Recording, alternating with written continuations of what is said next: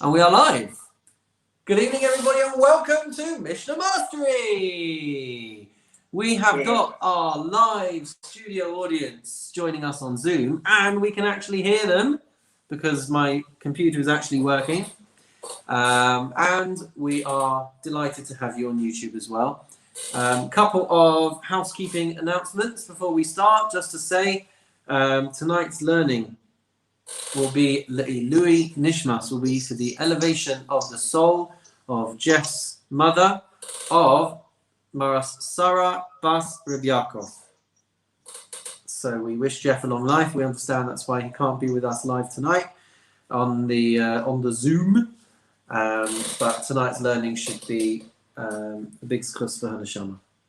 And tonight we're going to be finishing Masechet Taanit. Everybody say "Ooh!" And we're going to be starting Masechet Megillah as well. And by my calculations and estimations, we've got about 5 weeks left. So this is quite exciting, guys. 5 weeks until we finish Seder Moed. Remind me at the end, by the way, I've got a question for you guys once we're off the recording. But yeah, we've got 5 weeks left of Seder Moed, and then we're going to jump across to Seder Kodshim and talk about some sacrifices, because we haven't been doing enough of that. But without further ado, guys, we're going to get it up for you on the screen. Here comes the Mishnah on there. And we're going to, a special treat, we're going to put it on here as well. Lovely. All right. So, chapter 4 of Masechet Taanit. And it's very, I mean, everything that we've been talking about is very interesting. But we've talked before about how there were groups of people that would come in shifts to the Beis HaMikdash to serve in the temple.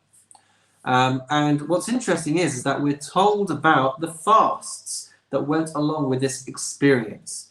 So the truth is that we're used to talking about the shifts of Kohanim who would go to the Beis HaMikdash, and different families would go on different weeks, and they would process everything that needed to be processed in the temple each day during that week. But there were also Leviim and also Yisraelim who at one point would have gone up to the Beis HaMikdash.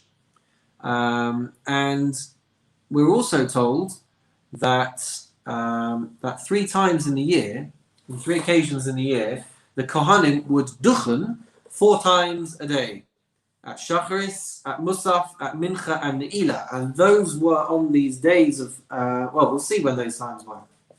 But that helps us hopefully to understand Mishnah Aleph of chapter 4. Says the Mishnah, B'shloisha parakim b'shana, Kohanim nosin eskapeihen arba pa'amim bayom.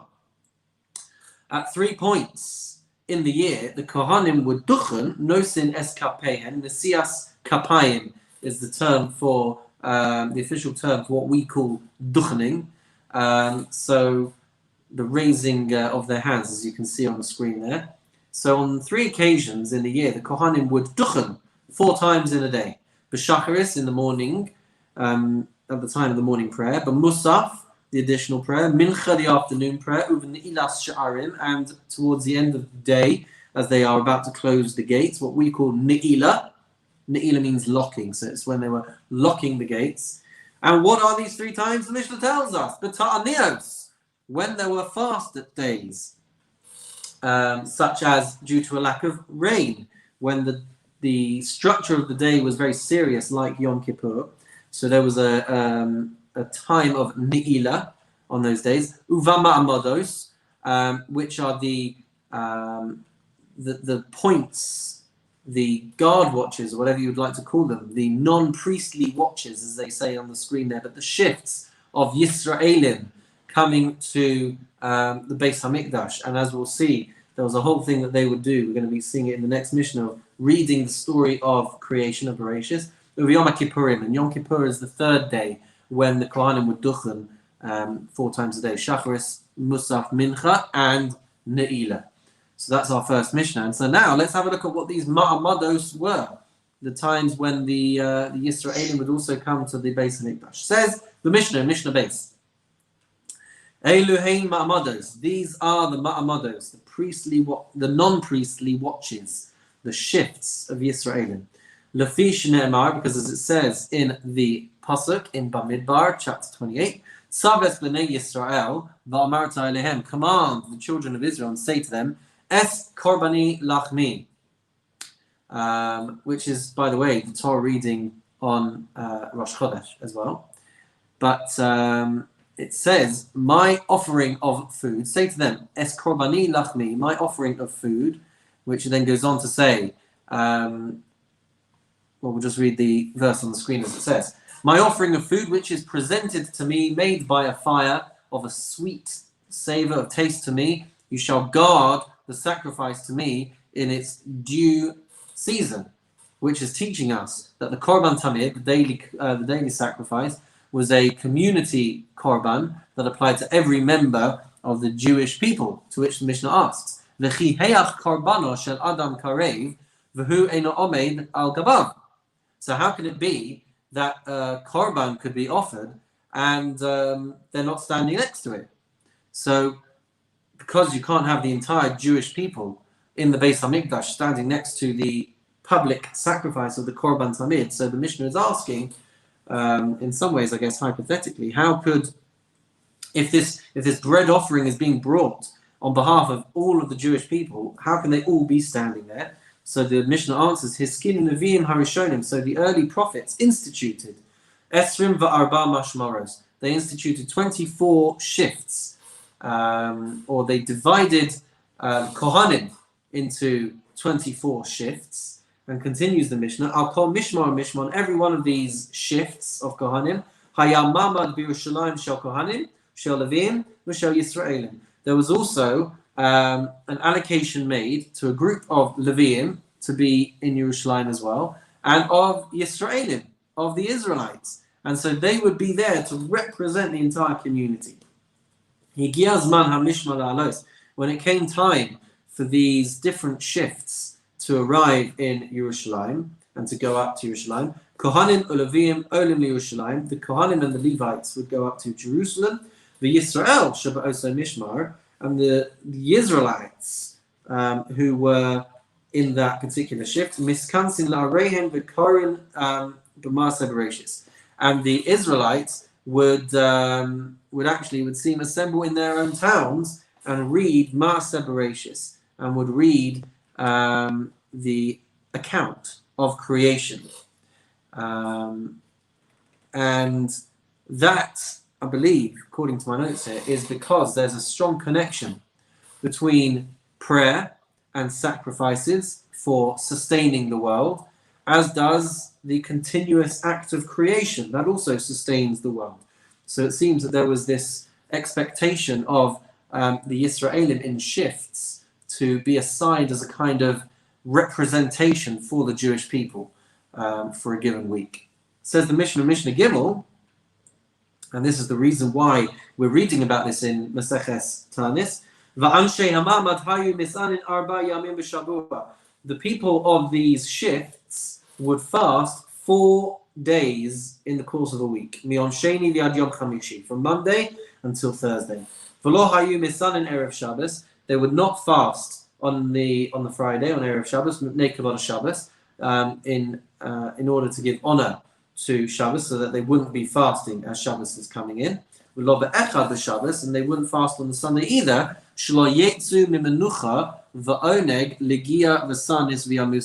In order that people shouldn't go from the restful relaxation of Shabbos and the delights of Shabbos into the hard work of the coming week. And then if they were to fast while doing that, it could be dangerous for their health. They may even have a risk of death as a result of that. How did this all work? So by Yom HaRishon, on the first day of the week, on the Sunday, they would read Bereshis Vayihi Rakia. They would read the verses at the beginning of, from the very beginning of the Torah until Vayihi Rakia, from the establishment of the firmament. Basheni, on Monday, they would read Yehi Rakia. They would read the parasha of the firmament, which is day 2, V'yikavu Hamayim, and the gathering of the waters. They would read up until there. Bashlishi, on Tuesday, Yikavu Hamayim, V'hi Ma'oros. And then on day 3, they would read about the gathering of the waters. and the establishment of the lights of the sun, the moon, and stars. Baravi, Yihima Oros, the verses relating to the sun, the moon, and stars. V'yishutzu Amayim, and the propagation of species in the sea. B'chamishi, on Thursday, Yishutzu Amayim v'totzei ha'aretz. They would read the parsha of the propagation of species in the sea and the sprouting of the land. And Bashishi totzei ha'aretz. And on the sixth day, they would read about the sprouting of the land and animals and Adon, and then Vayichulu Hashamayim, and then Parsha of Vayichulu Hashamayim, talking about the way in which heaven and earth are finished, which of course we are familiar with because we read it at Kiddush. Parsha Gedola, if it is a long passage, if it had 6 verses in it or more, Korino Sabishnaim, they would divide it into 2 short passages. V'haktana b'yachid, and a short passage would be read in one go, and that's because, as many of us may know, we don't read fewer than 3 pesukim in one shot. And they would read it b'shachar esav musaf. They would read from the Torah in the morning and in the musaf service, or at the point of the day of musaf as well. Uva mincha, at mincha nichnasin, they would go in and assemble, but korin RPM, but they would read it by heart, kakorin es shema, with the same fluency as one would read the Shema. Erev Shabbos b'mincha, on Friday afternoon, lo hayu nichnasim mipnei kavod Shabbos. They wouldn't assemble for communal public Torah reading because of getting ready for Shabbos. Mishnah Dalet. Going to see some other causes of disruption for the ma'amad, for the people who were on duty. Kol Yom Sheyesh Bo Halel, if it is a day on which they are saying Halel, Ein Bo Ma'amad B'Shachar, so they don't get together to read the Torah in the morning. Korban Musaf, Ein Bo B'Ne'ilah. If it was a day when they would be bringing a Korban Musaf, then there would be no public reading at the closing prayer at Ne'ilah. So what would be an example of a day when there's Hallel but no Musaf? Well, that would be Chanukah, and then days like Rosh Chodesh where you have Hallel and Musaf, so then you would not have this reading on at the time of Ne'ilah. Kurban Eitzin, when a wood offering was brought, which we're going to see more of in the coming Mishnayos, there were different families who would donate firewood to the Mizbeach during the course of the year. So if it was a day on which wood is being donated to the Beis Hamikdash, Ein Baba Mincha, Divrei Rabbi Akiva. Rabbi Akiva says there would have been no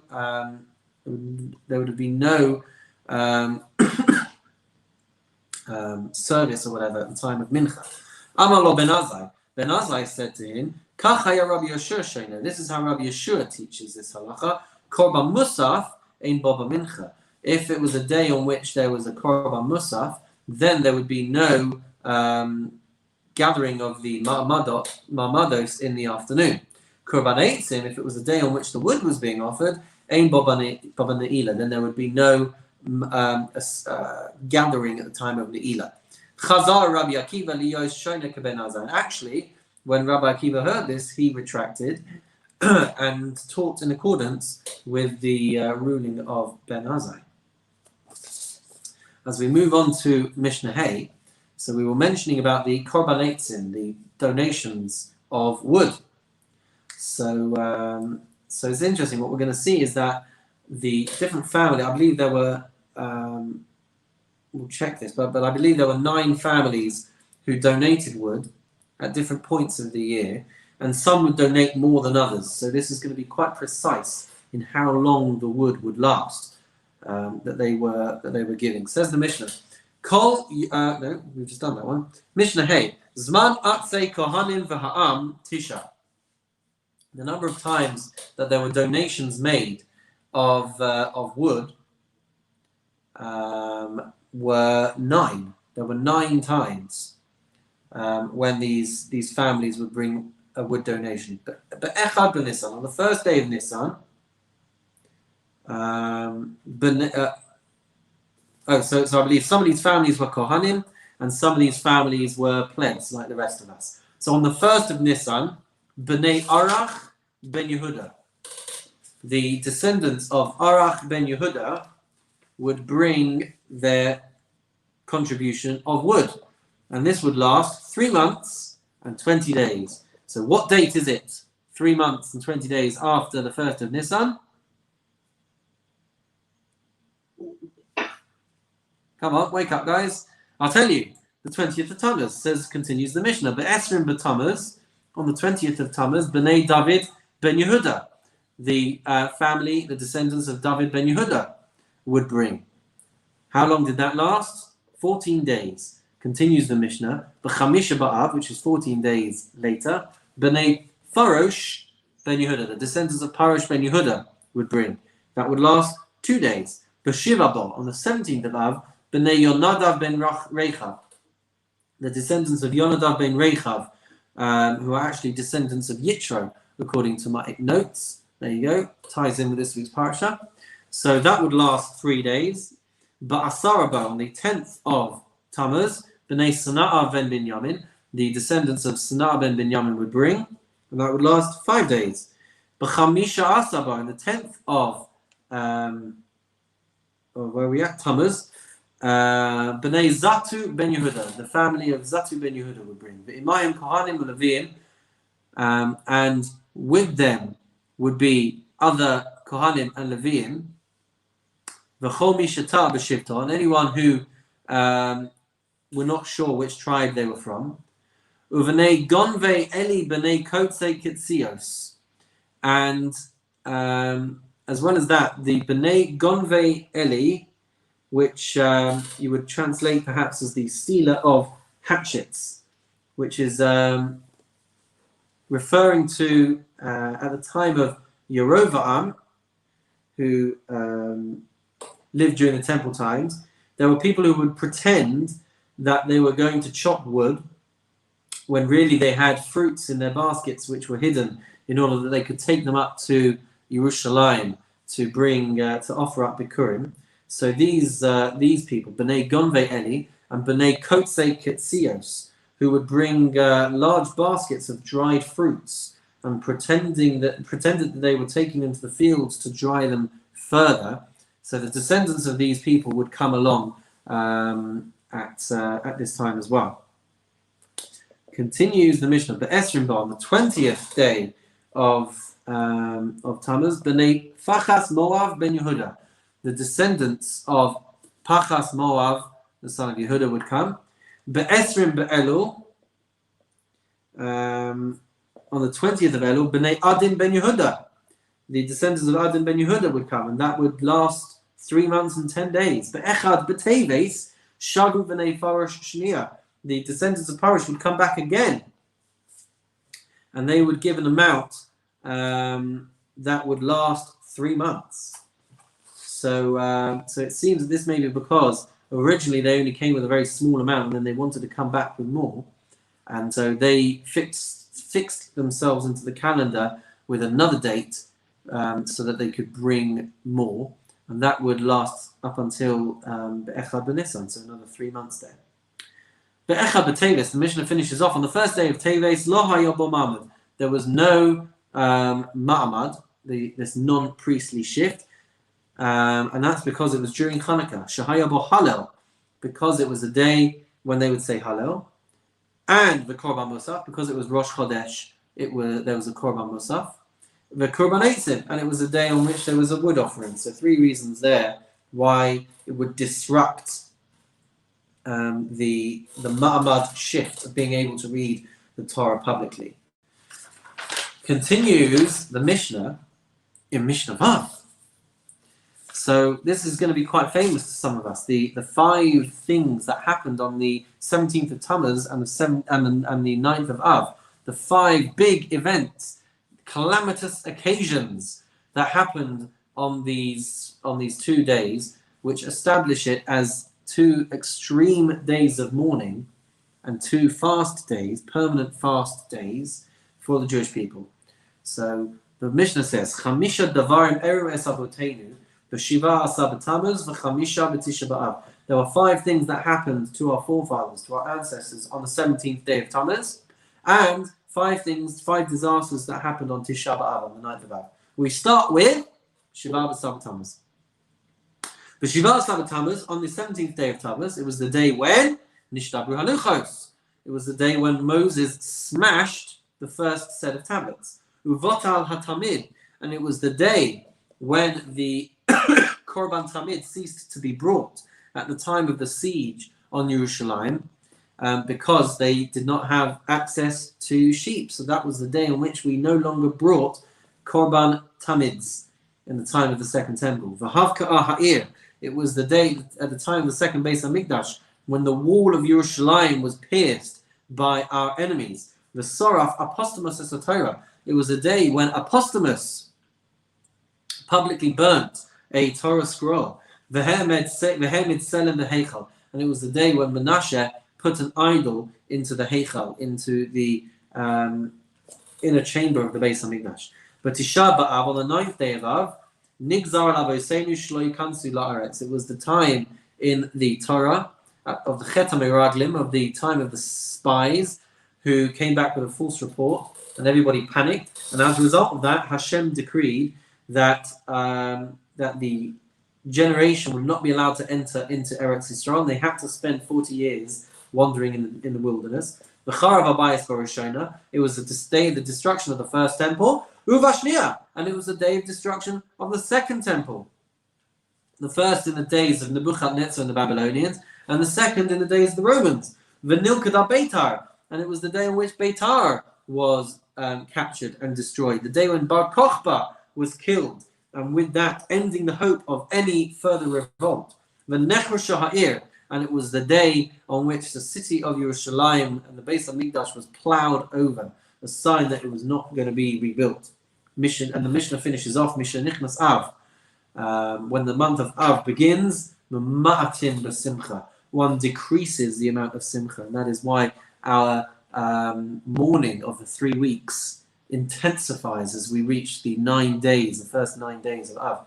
And this is, of course, a contrast to what we'll see in the next Masechta, Maseches Megillah, of Misha Nichnas Adar Marvin B'Simcha, the day on which Adar comes in. That is the day on which we increase Simcha. So it's the same wording, but the counter effect because of the severity of the month of Av. Mishnah Zion.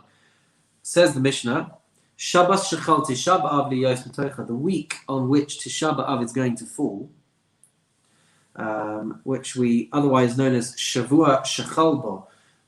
For those of us who are aware or unaware, Ashkenazim have a different method of intensifying the mourning practices during the 3 weeks. Sephardim do it slightly differently. So we have 3 weeks, and during those 3 weeks we have the 9 days leading up to Tisha B'Av, and then Tisha B'Av is the most severe part of our mourning. It's when it gets the most intense. For Sephardim, they have the 3 weeks, but then instead of 9 days, they have what's called Shavua Shechal Bo, the week in which the 9th of Av is falling. So during, says the Mishnah at least, Shabbos Shechal Tisha B'Av Liyos B'Tocha, the week on which Tisha B'Av is falling, Asur L'Saper U'Melchabes. It is forbidden to cut one's hair and to wash one's clothes. Uvachamishi Mutarim Ubnei Kavod Shabbos. But if there is a Thursday there, the Thursday before Tisha B'Av, then it would be permitted. So if Tisha B'Av is falling on the Friday, according to the position in the Mishnah at least, the Thursday would be permitted to do these things because of the honor of Shabbos. Erev Tisha B'Av, on the eve of Tisha B'Av, Lo Yochal Adam, a person should not eat Shnei Tavshilin, 2 cooked dishes in one meal. Lo Yochal Basar V'lo Yishtei Yain, you should not eat meat and you should not drink wine. So you can see already the origins of where our halachas are starting from. Rabban Shimon ben Gamliel, Rabban Shimon ben Gamliel says, Yeshana, you should change and decrease the amount that you are eating. Rabbi Yehuda Machayev b'kfiyas hamita v'lo hadu lo chachamim. Rabbi Yehuda obligates one to overturn their bed, to turn over their bed and sleep on the floor like a mourner, but the rabbis do not agree with this. So obviously, if we go through the Gemara and the Halacha, we see how differently these things come out, but we've at least seen the way in which these halachas are presented in the Mishnah. It says the Mishnah in Mishnah Ches, enough with Tisha B'Av, let's talk about Tu B'Av, the 15th day of Av. So Amar Rabban Shimon ben Gamliel, Rabban Shimon ben Gamliel said, Lo hayu yamim tovim li Yisrael, k'chamisha asar Av v'uch Yom HaKippurim. There were no greater days as joyous for the Jewish people as the 15th day of Av and Yom Kippur. Goodness me, what are we talking about? Shebahen Banos Yerushalayim. The 15th day of Av, by the way, Tu B'Av is the day on which Hashem forgave us, and Yom Kippur was the day on which we got the second luchos, the second 10 tablets from Har Sinai. The 15th of Av is also the day on which the Jewish people realized that no one, in the 40th year at least, they realized that no one else was going to be dying. They had been digging their own graves over those 40 years, and it took until the 15th to realize that nobody else was going to be dying, and it was time for them now to get ready to enter into Eretz Yisrael. So, what would happen on the 15th day of Av and on Yom Kippur back in the day? Shebahen Banos Yerushalayim Yotzos B'Chlei Lavan She'ulin. The girls, the daughters of Yerushalayim, the unmarried daughters, would go out wearing white clothes, but they would borrow clothes from each other. Why would they do that?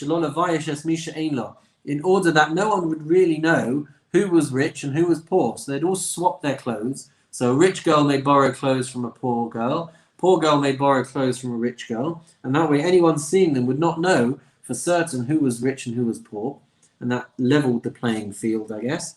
What else would happen? Kol ha'kelim te'unan tvila. All the clothes that were borrowed would require tevila. They would require immersion in the mikveh, just in case the people who had been wearing them beforehand or owned them were nida. Uvenos Yerushalayim, and these girls, yotzos v'cholos b'kramim, they would go out and they would dance in the vineyards. And this was essentially a time to start making some shidduchim. Mehayu omros, what would they say? Bachur, young man, sana inecha re'eh, lift up your eyes and see, ma'ata borelach, who you would like to choose as a wife. Al titein einecha banoi, don't just look at our beauty, tein einecha b'mishpacha, but also look for the yichus, as we say, look for the family connections as well. Says the pasuk in Mishlei, in Proverbs, Sheker hachein vehevel hayofi. Grace is deceitful, beauty is vain, or false is grace, and beauty is vain. Isha yiras Hashem hitishalal. It is a woman, a girl who fears Hashem. That is who shall be praised. V'omer, it also says, Tanu la mipri yadeha. Give her the fruit of her hands. V'halaluha b'shari maseha, and let her works praise her in her gates. Let her actions, so it's talking about her actions, mipri yadeha, that what we're looking for in a life partner is not just the way they look, but also the way they act, which is more important. V'chein omer, and it says in Shir Hashirim, in chapter 3, Tsena ura'ena banos Sion, go forth, daughters of Zion, and gaze upon Bamelech Shlomo, gaze upon King Solomon, ba'atara she'itra lo, imo b'yom chasunaso v'yom simchas liba. Gaze upon King Solomon, upon the crown with which his mother crowned him on the day of his wedding, and the day of the gladness of his heart. To what is this referring? The Mishnah tells us, B'yom chasunaso, the day of his wedding. This refers to Zumat and Torah. This is the day of the giving of the Torah, which is essentially Yom Kippur. V'yom simchas liba, the day of the gladness of his heart. Zeh binyan beis hamikdash. This is the day, the building of the temple. Shibone bimheira v'yameinu amen. May it be rebuilt speedily in our days. Mazel tov, everybody, on completing Maseches Taanit. Give yourselves a big pat on the back, and don't get too comfortable, because we're going to go straight in to Maseches Megillah. We're just going to get that up for you on the... Before you start... Yeah, please. the Mahmud who went up for the Duchening, were The they Kohanim. the same people who collected the woods, or were they different people? No, I believe If that they were different people, how were they selected? So there was a rotation of 24 families who would go up each week to the Beis Hamikdash, and they would be the Kohanim who would be serving in the temple that week, and they would do the duchening.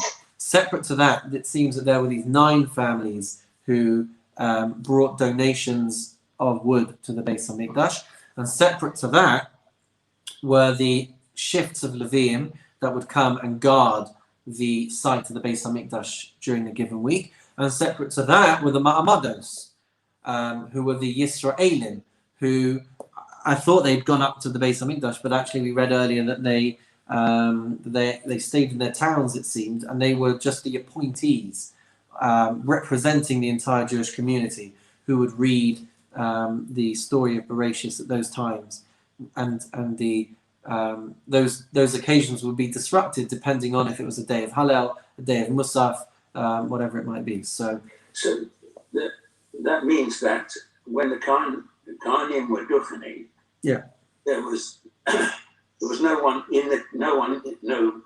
Israelite in the temple or its precinct to receive the blessing. There would be, because there would be Yisraelim who are bringing sacrifices. I'm just not convinced after going through this again with you tonight that it was a shift of Yisraelim who went to Yerushalayim.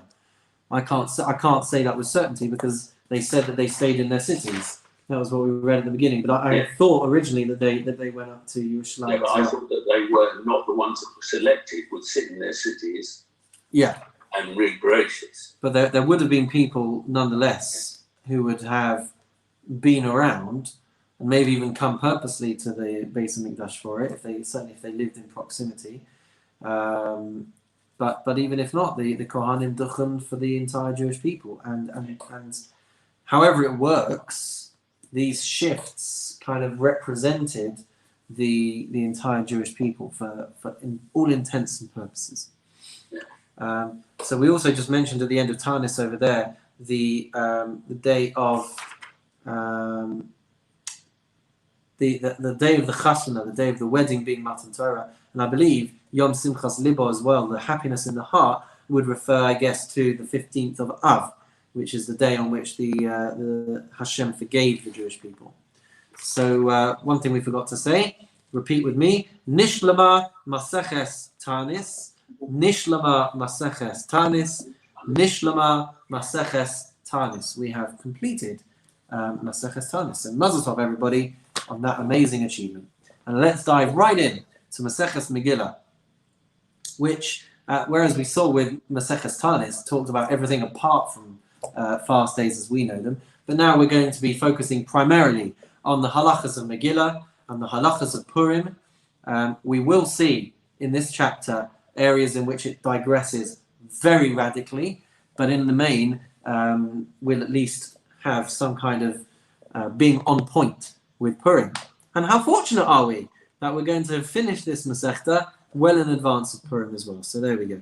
Mishnah Aleph of Perek Aleph, first chapter, first Mishnah.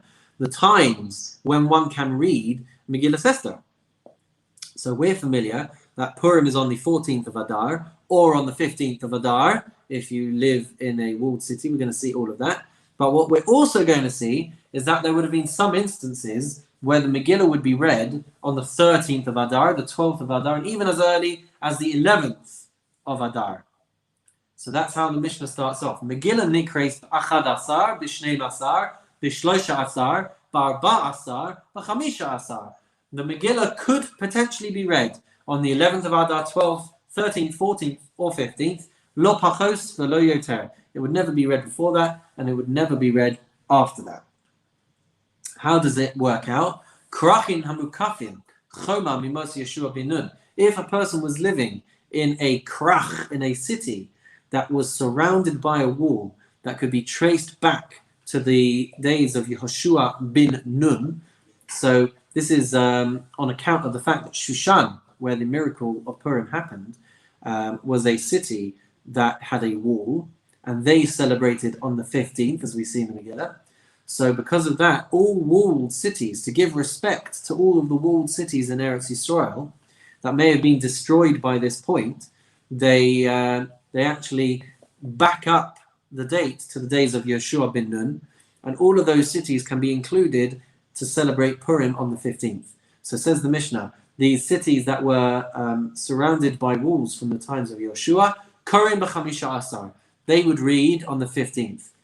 Kfarim v'ayoros gedolos, villages and large towns, Korim b'arba asar, they would read on the 14th.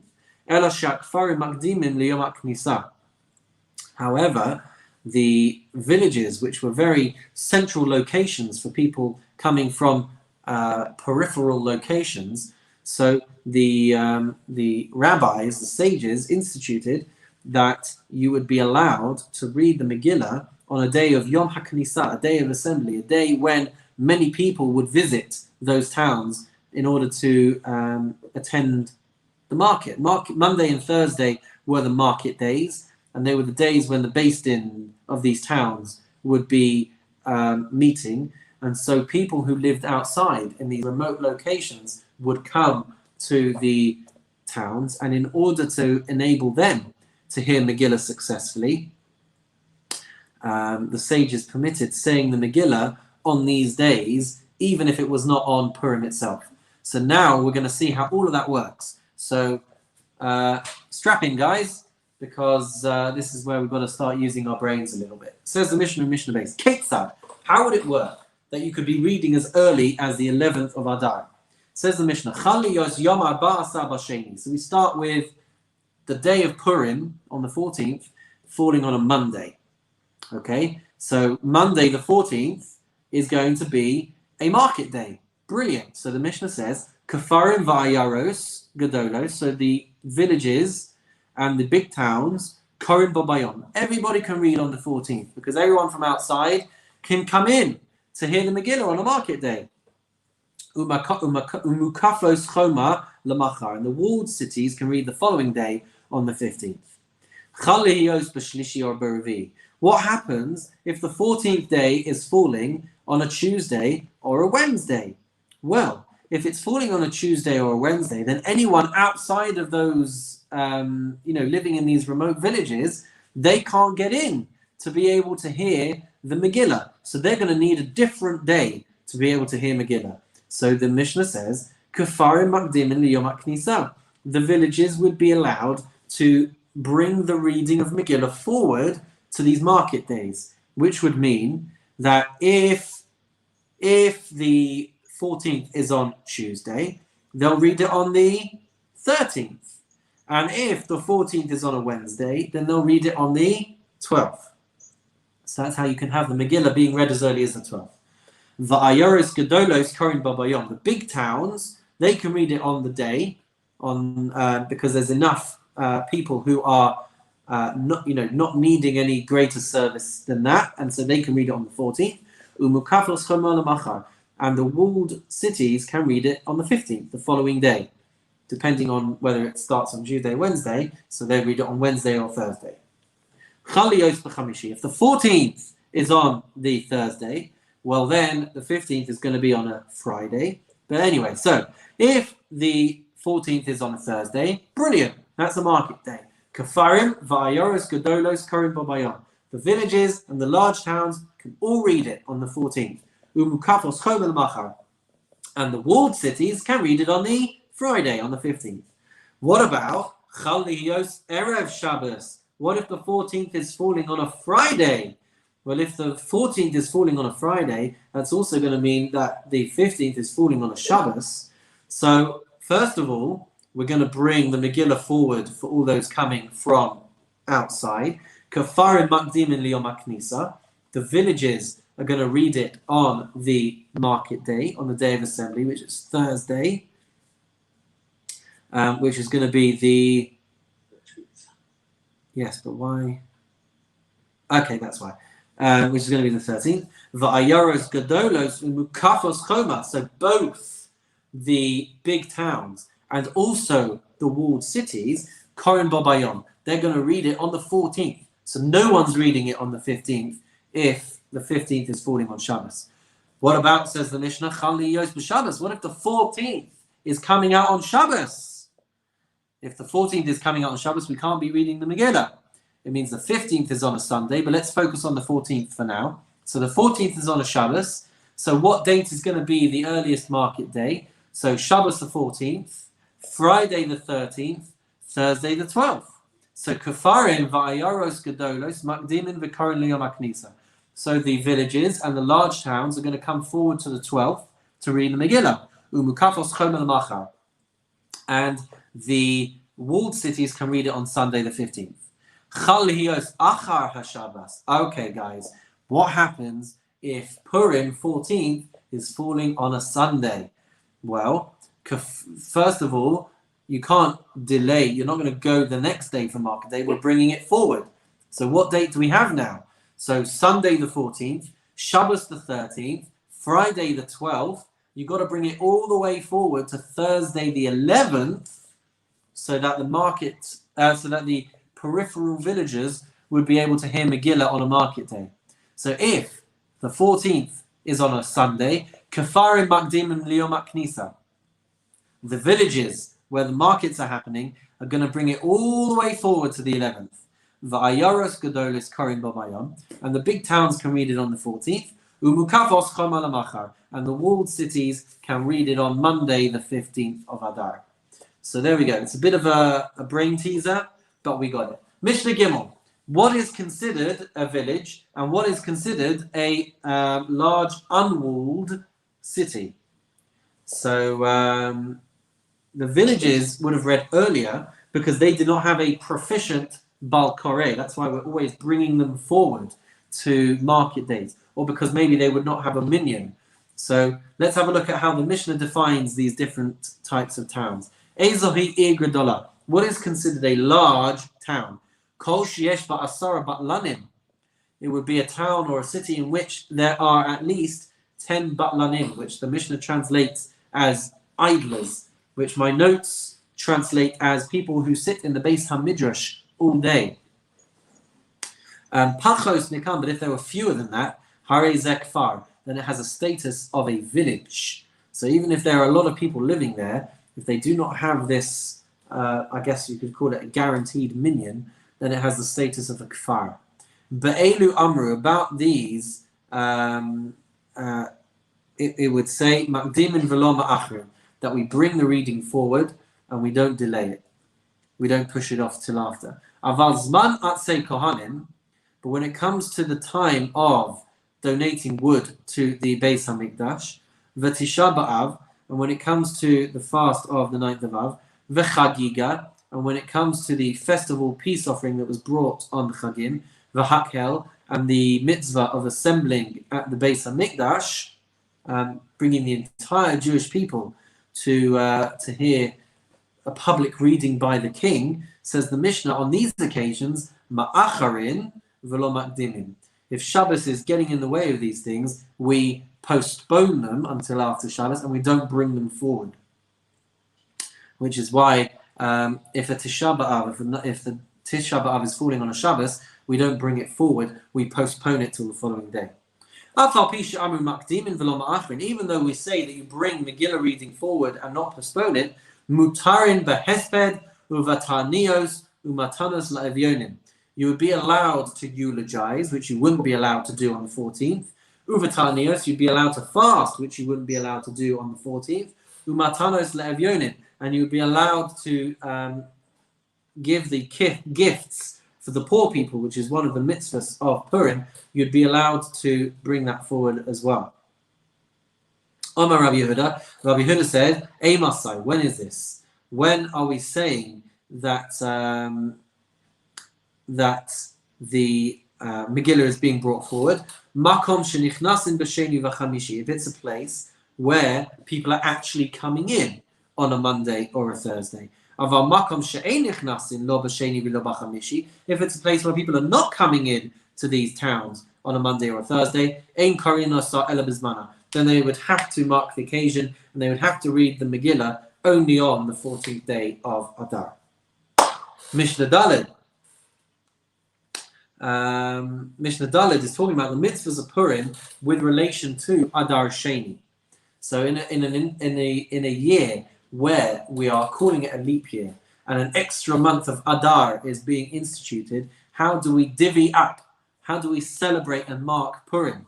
So the Mishnah says in Mishnah Daled, Karu es ha-Megillah ba'adar harishon v'nis abra hashana. If you have read the Megillah on the 14th day of the Adar Rishon, and afterwards we then institute a second Adar, says the Mishnah, Karin asaba Adar Sheni. So you would read again on Adar Sheni, which caused the Chachamim, the sages, to formulate the following conditional statement.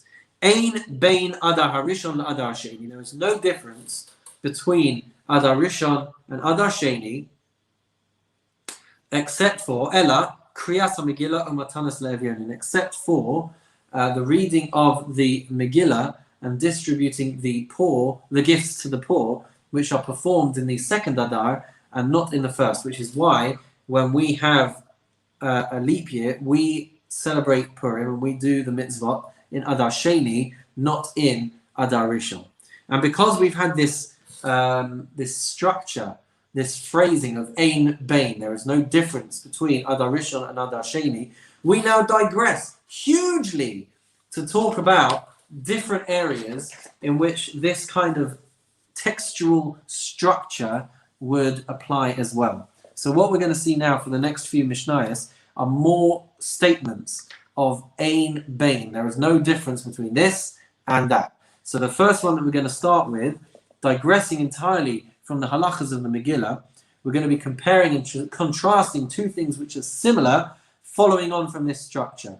And the first one that we're going to start with is Shabbos and Yom Tov. So, as we know, we're not allowed to do Malacha on Shabbos, and we're not allowed to do Malacha on Yom Tov either. But on Yom Tov, all Malachas are prohibited except if it's for the sake of Ochel Nefesh, if it's for the sake of eating, if it's for the sake of food. So the Mishnah says, Ein bein Yom Tov l'Shabbos. There is no difference between Yom Tov and Shabbos. They both have prohibitions of Malacha, Ela Ochel Nefesh bilvad, with the exception of preparing food, which may require Malacha. You're allowed to do that on Yom Tov. Ein bein Shabbos l'Yom HaKippurim. There is no difference between Shabbos and Yom Kippur, right? Both have a blanket prohibition of Malacha, but the difference is in their punishments. Ela shezeh zadono bidei Adam, v'zeh zadono.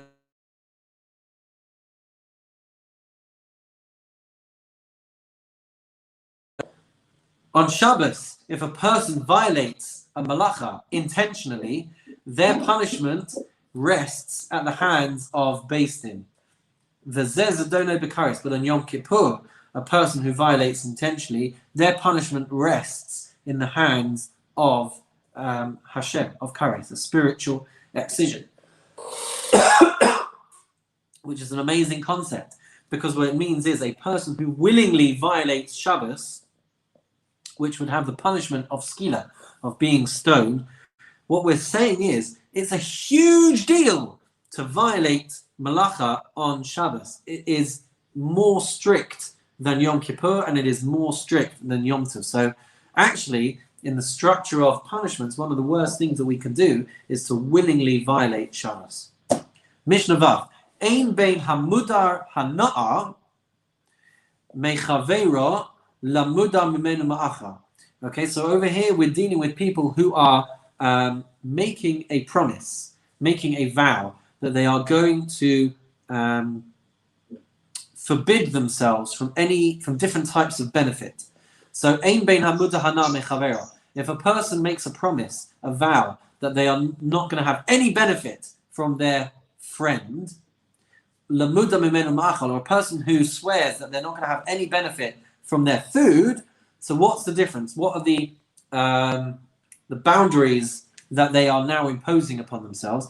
Ela drisas haregel v'kelim she'enosin b'hen ochel nefesh. If a person swears that they're not going to have any benefit from their actual friend, then they are going to also be forbidding themselves from stepping foot on the property of that individual, and from borrowing vessels, and from borrowing property that is not used for food, that is not used for food preparation. So if you are swearing not to benefit from their food, then you're not allowed to benefit from their food. But if you swear that you're not going to have any benefit whatsoever, then you can't go near them. You can't go on their property. You can't borrow any of their other stuff.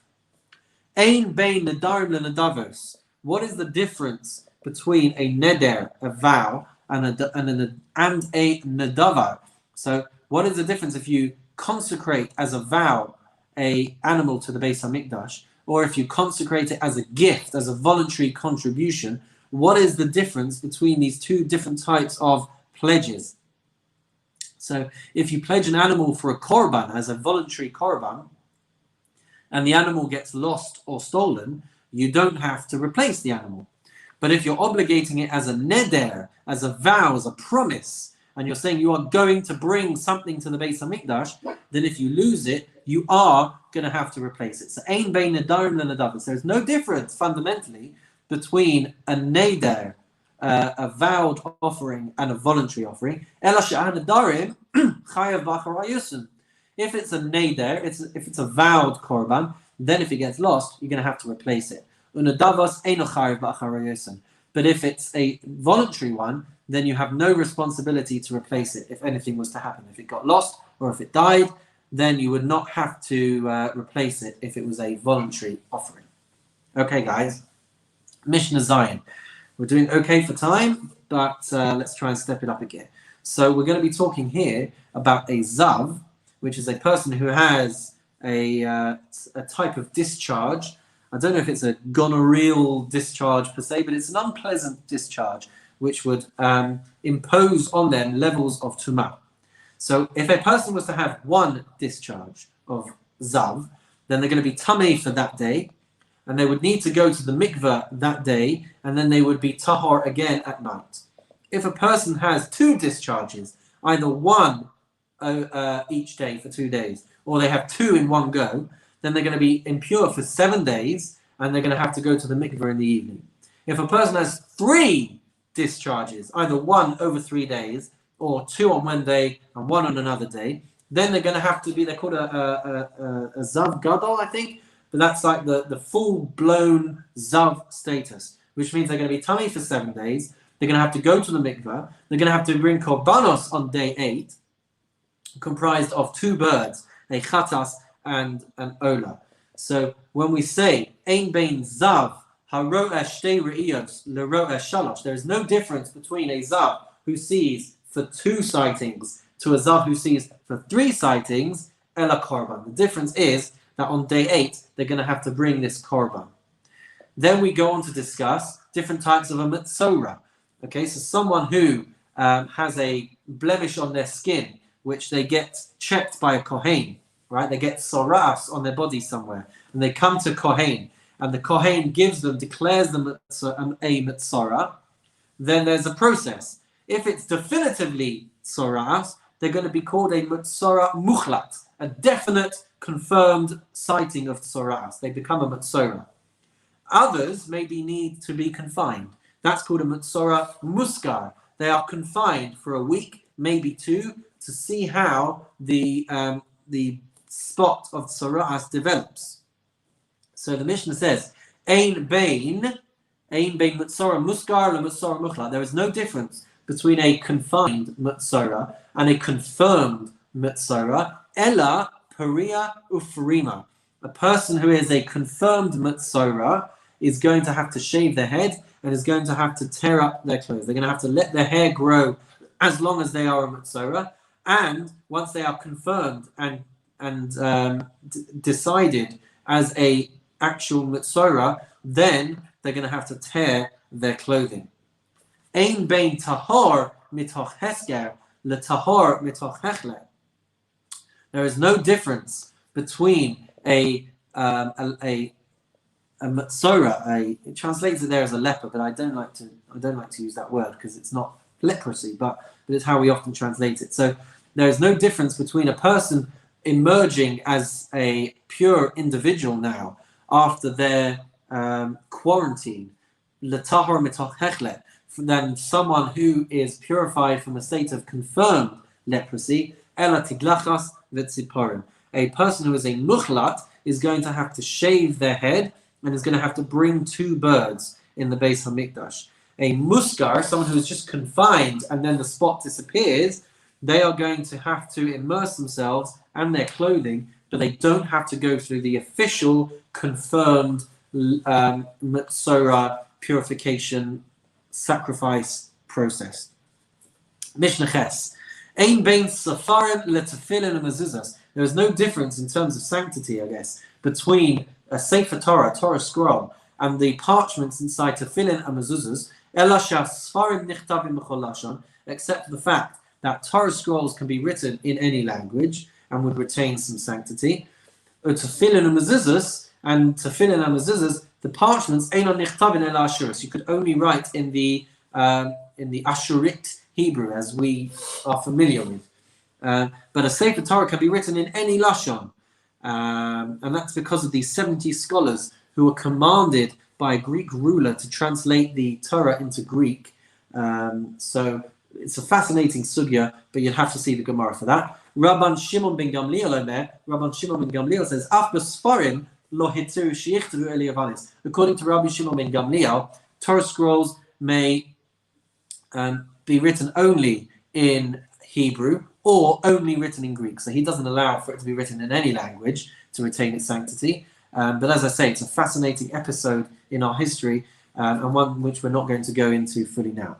Mishnah Tes, the difference between a Kohen, a regular Kohen, and a Kohen Gadol. So a regular Kohen had 4 parts to their uniform. A Kohen Gadol had 8 parts to their uniform. A regular Kohen would wear a shirt, trousers, belt, and hat. And then the Kohen Gadol, in addition to that, would have a tzitz, which was the gold frontlet, platelet, whatever you call it. Me'il, which was the cloak, the coat, tunic. Ephod, and the choshen, the breastplate. So those are the differences. Ein bein. Okay, so that's just one part of the differences. Is that where we're going with the Mishnah? Yeah. So on top of that, there was someone known as the Kohen Hamashuach, which is that the Kohen Gadol would also be anointed with a special type of oil called the Shemen Hamishcha. And that was part of their initiation process. But in the times of King Yoshiyahu hid this anointing oil at the end of the first Beis HaMikdash. And so in the time of the second Beis HaMikdash, they didn't have that anointing oil. So says the Mishnah, Ein bein Kohen Mashuach b'Shemen Hamishcha. There is no difference between a Kohen who had been anointed with this oil, L'Meruba Begadin, and a Kohen Gadol who was only able to be appointed by increasing the number of parts to his uniform. Elapar Habar al Kol Mitzvahs. The difference is that the second type of Kohen, the one that did not have this oil as part of his initiation, he would not bring a par Haba al Kol Mitzvahs. He would not bring the bull, a certain type of bull. So in certain situations which we see elsewhere, where something had been permitted, which otherwise was actually forbidden. Not only was it forbidden, but it was forbidden with the punishment of kares. So if that had been permitted, and then everybody went and did that aveira, and then it was discovered to be an aveira, so the Kohen Gadol would have to bring this specific type of korban, the par haba al kol mitzvahs, the bull that was brought on account of this mitzvah having been violated. So, so the point here is that the Kohen Gadol, who was just having this extra part to his uniform, he would bring a regular korban chatas. But if he had been anointed, then he would bring this particular type of korban known as the korban Kohen HaMashiach. But to do that, he has to have been anointed. So if he wasn't, then he wouldn't bring that particular type of korban. Says the Mishnah, continues the Mishnah, Ein bein kohen meshamesh la kohen sha'avar. There is no difference between a kohen who is in active service and a kohen who has now had to step down. Why would he have to step down? Because maybe the main kohen gadol is unable to serve. Maybe he's tamei, maybe he has a blemish, whatever it might be. So there's a backup kohen gadol who would be promoted temporarily to kohen gadol, but afterwards he doesn't just become a normal kohen after that. So there's actually no difference between a kohen in active service, a kohen gadol in active service, and a kohen who has now had to be, I guess you could say, demoted or removed from active service. Elapar Yom Kippurim va'asiris ha'efa. The kohen gadol in active service would be able to bring the bull on Yom Kippur, which was unique to a kohen gadol, and the asiris ha'efa, and the 10th of an ephah, which was a daily offering, brought every single day. Half was brought in the morning as part of the Taanit, half was brought in the afternoon. But all other restrictions would apply to a non-serving kohen gadol in terms of his restrictions for marriage, etc., etc. So he retains an element of high priestship. Fascinating. Mishnah, as it all is. Mishnah Yud. Okay. Ein bein bama gadola b'bama katana el psachim. So beforehand, when we had the Mishkan, so everyone would be allowed to have a private altar, and they would be allowed to offer private sacrifices on a private altar. And even when the Mishkan was in Eretz Yisrael for the first 14 years, they were still allowed to do this. They were still allowed to have private altars with private sacrifices, while the Aron, while the Golden Ark was going around with the Jewish people at war. So as the Mishkan would be moved around, these rules would change. So when it was moved to Shiloh and the Mishkan settled in Shiloh, then all private altars were forbidden. When it was destroyed, the Nov and Givon had a altar in their area. At that point, individual sacrifices and individual altars were permitted. But finally, when the Beis HaMikdash was built in Yerushalayim, at that point, private sacrifices on private altars were forbidden forevermore. So fundamentally, Ein bein bama gadola lebama katana, the difference between the big altar in Nov and Givon and bama katana and small private altars, the difference was psachim. The korban pesach had to be done on a bama gadola. Even though it would then be a private sacrifice afterward, it still had to be done in this public setting. Zeh haklal, this is the rule. Kol shehu nidar v'nidav karev babama. Anything that was vowed or contributed voluntarily could be brought on a small private altar. V'kol she'eino lo nidar v'lo nidar. Anything that was not in that category but was compulsory, eino karev babama. It would not be allowed to be brought privately. It would have to be brought on the big public altar, either in Nov and Givon, or in the Mishkan in Shiloh, or in the Beis HaMikdash. It would have to be done there. And finally, Mishnah Yud Aleph. I'm sorry we've gone over an hour tonight.